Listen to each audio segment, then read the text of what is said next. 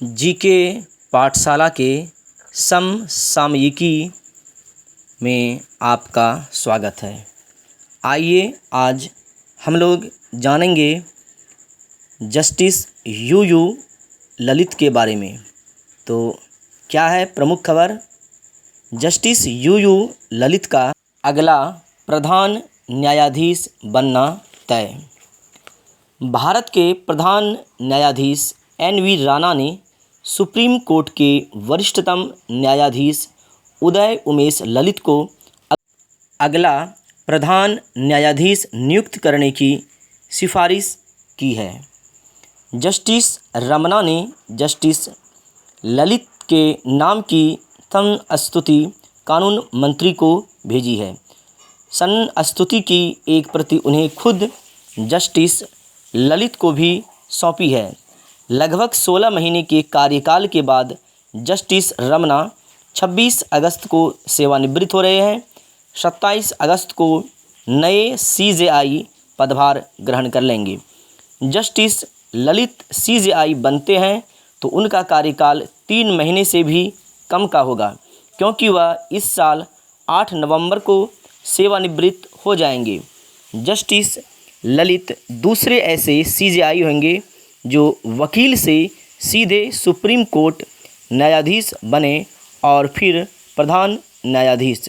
इससे पहले justice SM Sikri वकील से सीधे सुप्रीम कोर्ट के न्यायाधीश बने थे और 1971 में भारत के प्रधान न्यायाधीश नियुक्त हुए थे। तय परंपरा के अनुसार मौजूदा प्रधान न्यायाधीश अपने उत्तराधिकारी के नाम की संस्तुति सरकार को भेजते हैं। चीफ जस्टिस ऑफिस को 3 अगस्त को कानून मंत्री किरण रिजिजू का पत्र प्राप्त हुआ था, जिसमें CJI के उत्तराधिकारी के नाम की संस्तुति करने का अनुरोध किया गया था। जस्टिस रमन्ना ने उसी दिन कानून मंत्रालय को जस्टिस ललित को अगला प्रधान न्यायाधीश नियुक्त करने की सिफारिश भेज दी थी। 4 अगस्त की सुबह कोर्ट शुरू होने से पहले CJI रमन्ना ने स्वयं जाकर जस्टिस ललित को उनके नाम की संस्तुति वाले पत्र की एक प्रति सौंप दी है। सुप्रीम कोर्ट के वरिष्ठतम न्यायाधीश बनते हैं CJI। 1-2 अपवाद को छोड़ दें तो सामान्य तौर पर सुप्रीम कोर्ट के वरिष्ठतम न्यायाधीश ही भारत के प्रधान न्यायाधीश नियुक्त किए जाते हैं। इस समय जस्टिस ललित CJI के बाद सुप्रीम कोर्ट के वरिष्ठतम न्यायाधीश हैं। आइए जानते हैं इन्होंने कहां से शुरू की थी अपनी वकालत। बॉम्बे हाई कोर्ट से शुरू की थी वकालत। जस्टिस ललित का जन्म 9 नवंबर 1957 को हुआ था। जून 1983 में वकील के तौर पर वह पंजीकृत हुए। दिसंबर 1985 तक इन्होंने बॉम्बे हाई कोर्ट में वकालत की। इसके बाद वे दिल्ली आ गए और यहीं वकालत करने लगे। अप्रैल 2004 में वह सुप्रीम कोर्ट के वरिष्ठ वकील नामित हुए। वह 2G घोटाला मामले में CBI के विशेष लोक अभियोजक भी रह चुके हैं। आइए इनसे और कुछ महत्वपूर्ण बातें जानते हैं। 3 तलाक समेत कई महत्वपूर्ण निर्णय सुनाने वाली पीठ का हिस्सा रहे हैं।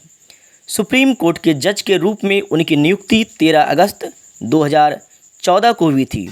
3 तलाक को असंवैधानिक घोषित करने समेत कई अन्य महत्वपूर्ण निर्णय देने वाली पीठ का वह हिस्सा रहे हैं। केरल के ऐतिहासिक श्री पद्मनाभ स्वामी मंदिर के प्रबंधन का अधिकार त्रावणकोर के पूर्व शाही परिवार को सौंपने का फैसला भी उनकी अध्यक्षता वाली पीठ ने सुनाया था। जस्टिस ललित की अध्यक्षता वाली पीठ ने भी गलत इरादे से बच्चों को स्पर्श करने को यौन अपराध की श्रेणी में रखा था। स्किन टच से संबंधित बॉम्बे हाई कोर्ट के 2 निर्णय को भी उनकी अध्यक्षता वाली पीठ ने खारिज कर दिया था। हाई कोर्ट ने कहा था कि अगर स्किन से स्किन का संपर्क नहीं होता तो पॉक्सो कानून के तहत वह यौन अपराध नहीं है। तो ये थी कुछ महत्वपूर्ण जानकारी जस्टिस यू ललित से संबंधित। तो जस्टिस यू ललित का अगला भारत का प्रधान न्यायाधीश बनना तय हो चुका है। आप अगर मेरे चैनल पर पहली बार आए हैं तो आप चैनल को निश्चित रूप से सब्सक्राइब करें और वीडियो को ज़्यादा से ज़्यादा शेयर करें। धन्यवाद।